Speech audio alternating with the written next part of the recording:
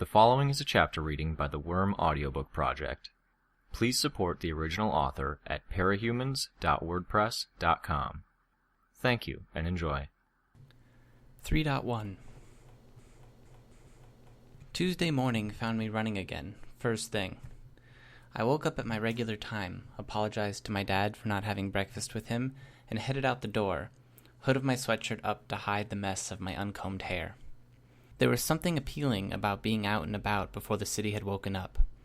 I didn't usually get out quite this early, so it was a refreshing change. As I headed east at a brisk jog, there were no cars or people on the street. It was 6:30 in the morning and the sun had just finished rising, so the shadows were long. The air was cool enough for my breath to fog. It was like Brockton Bay was a ghost town, in a good way. My training regimen had me running every morning, and alternating between more running and doing other exercises in the afternoons, depending on which day of the week it was. The primary goal was to build my stamina. In February, Sophia had goaded some boys into trying to catch me. I think the goal had been to duct tape me to a telephone pole. I had escaped, helped mostly by the fact that the boys hadn't really cared enough to run after me, but I found myself winded after having run just a block. It had been a wake-up call that came about just when I was starting to think about going out in costume. Not long after, I had started training. After a few starts and stops, I had settled into a routine.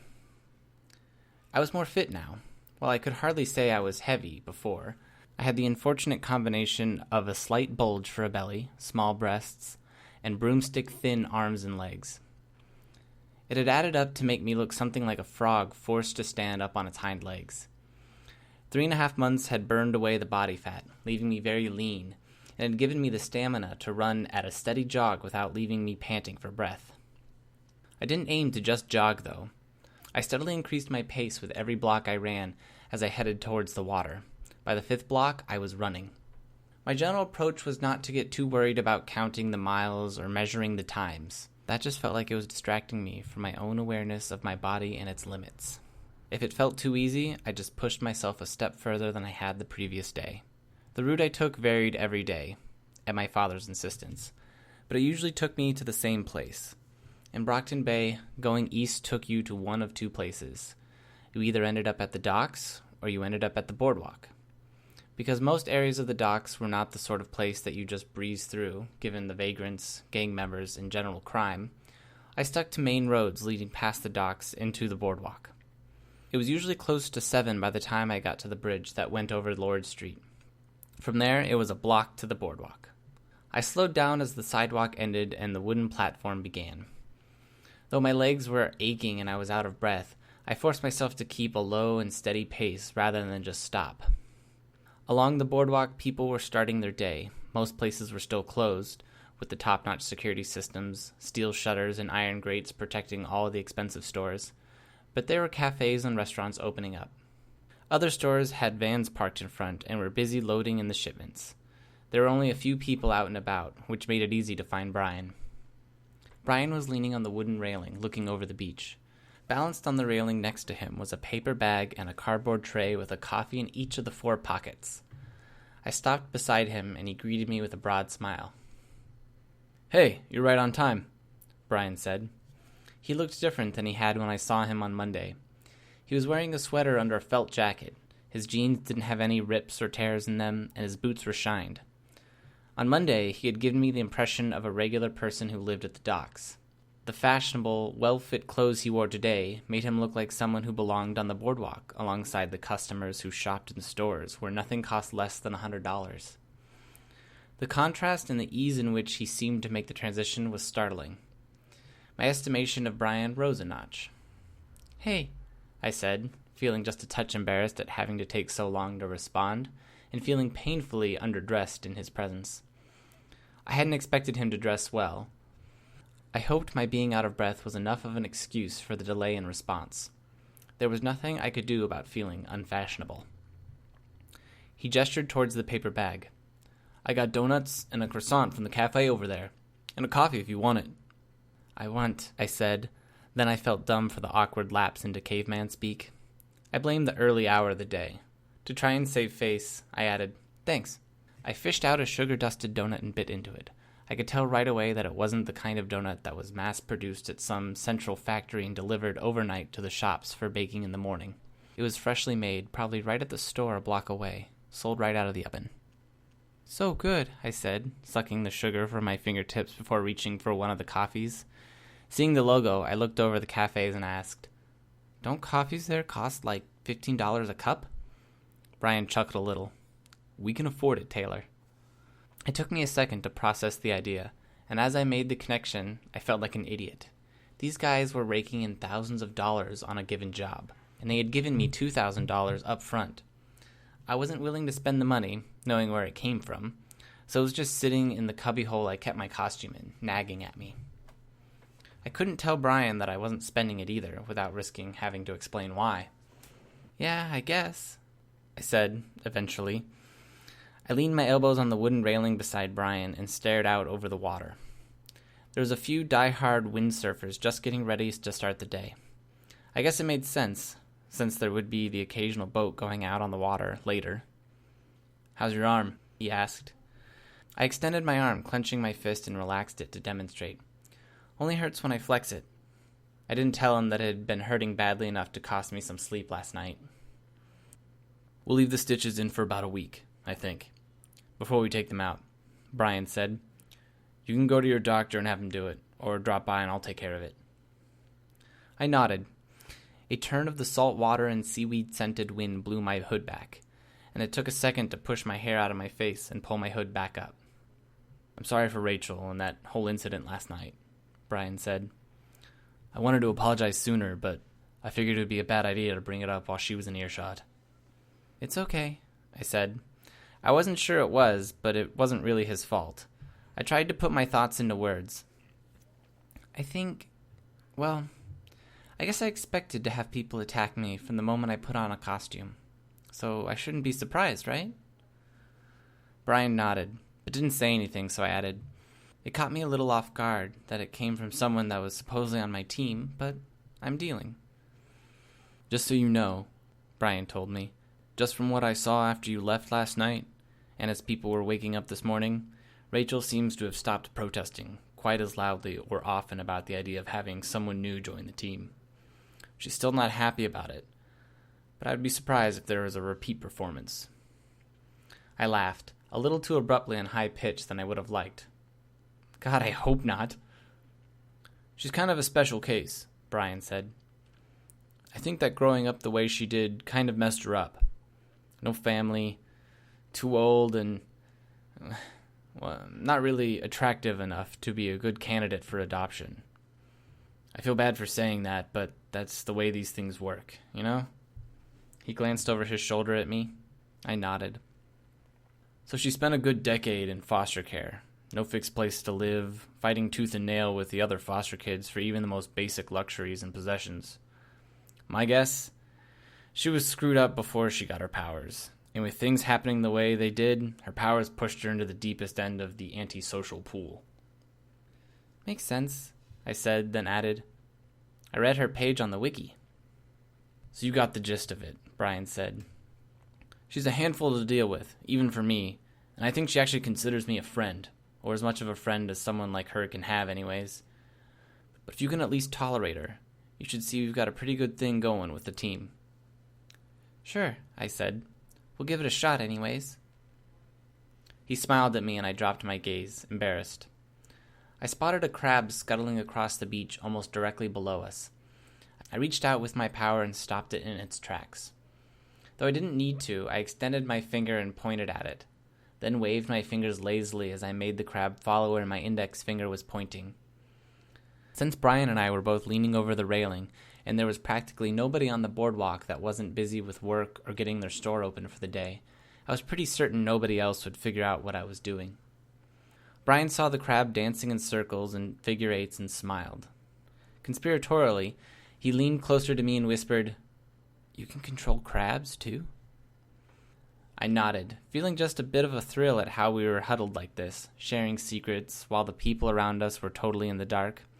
I told him, "I used to think I could only control anything with an exoskeleton or shell, but I can control earthworms, too, among other things, and they don't have shells." I think all it takes is they have to have very simple brains.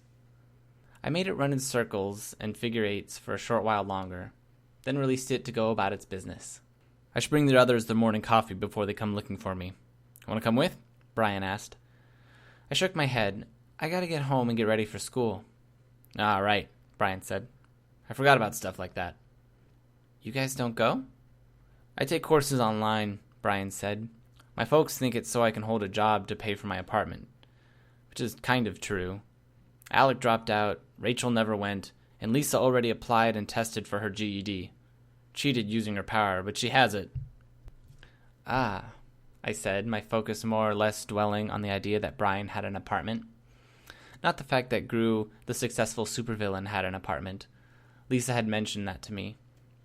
But that Brian, the teenager with parents and schoolwork to focus on. He kept changing my frame of reference for trying to figure him out. Here, a gift, he said, as he reached into his pocket, then extended his hand. I felt a moment of trepidation at the notion of accepting another gift. The $2,000 they had given me was a weight on my conscience already. Still, it would look bad if I didn't accept. I made myself put my hand under his, and he dropped a key with a short beaded chain looped through it into my palm. That's to our place, he told me, and I mean that. Ours as in yours too. You're free to come by any time, even if nobody's there. Kick back and watch TV, eat our food, track mud on the floor, yell at the others for tracking mud on the floor, whatever. Thank you, I said, surprising myself by actually meaning it. You going to come by after school, or should I meet you here again tomorrow morning? I thought on it for a second. Last night, not long before I'd left, Brian and I had gotten to talking about our training. When I had mentioned my morning runs, he had suggested meeting me regularly. The idea was to keep me up to date, since I wasn't living at the group's hideout like Lisa, Alec, and Rachel were. It had made sense, and I had agreed. It didn't hurt that I liked Brian the most of anyone in the group. He was easier to relate to, somehow. That wasn't to say I didn't like Lisa, but just being around her made me feel like I had the sword of Damocles hanging over my head. I'll come by later, I decided aloud, knowing I might chicken out if I didn't commit somehow. Before we could get caught in another thread of conversation, I gave him a quick wave and started my run back, the key to their place clenched in my hand. Heading back home and preparing for school left me with a gradually increasing feeling of dread, like a weight sitting on my chest. I'd been trying not to think of Emma's taunting and my fleeing from the school with tears on my face. I'd spent an hour or two tossing and turning in bed, the event replaying over in my head, while the throbbing of my wrist jarred me awake every time I started to drift off. Beyond that, I had been pretty successful in avoiding thinking about it.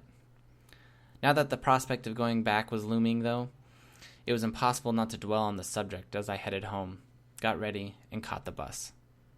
I couldn't help but dwell on the coming day. I still had to face the consequences of missing 2 afternoons. That was a biggie, especially since I had missed the due date for handing in my art project. I realized my art project had been in my bag, and the last time I had seen my bag had been when Sophia was standing on it, smirking at me. There was also the issue of going to Mr. Gladley's class. That usually sucked enough, what with Madison being in that class and my having to do group work with the likes of Sparky and Greg. Knowing that I had to sit there and listen to Mr. Gladley teach when I had seen him blatantly turn his back to me when I was being bullied. That sucked more.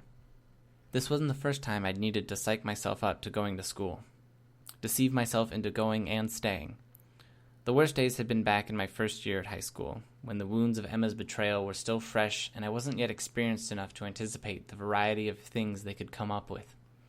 Back then, it had been terrifying because I hadn't yet known what to expect.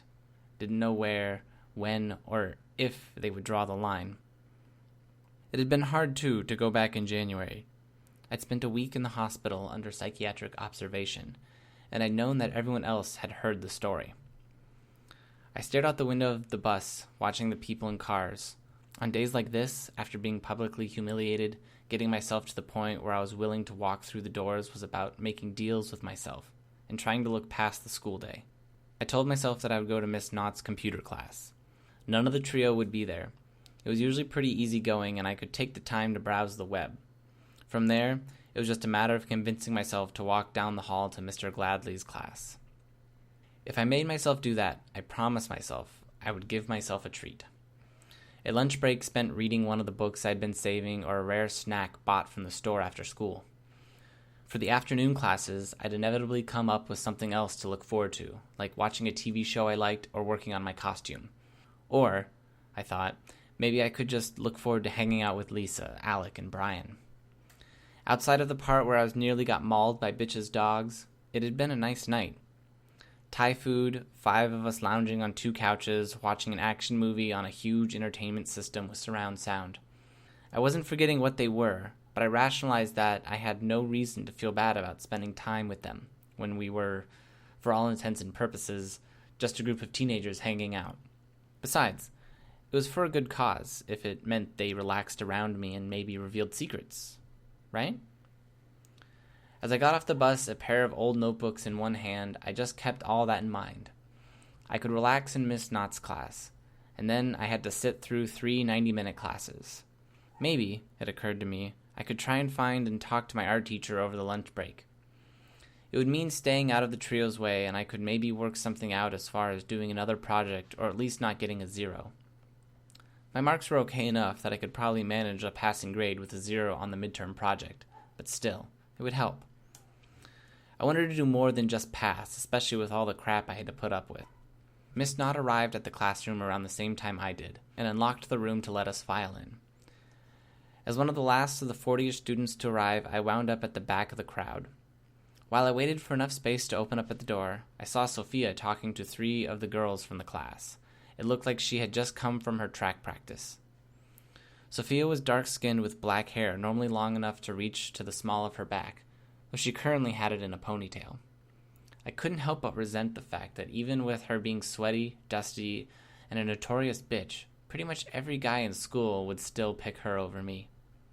She said something and all the girls laughed, even though I knew, rationally, that I probably wasn't on the list of their top 5 things to talk about and that they likely weren't talking about me. I felt my heart sink. I moved up towards the jam of students waiting to get into the door, to break the line of sight between myself and the girls. It didn't quite work. As a group of students entered the room, I saw Sophia looking at me. She made an exaggerated pouting expression, drawing one fingertip in a line from the corner of her eye down the cheek like a mocking tear.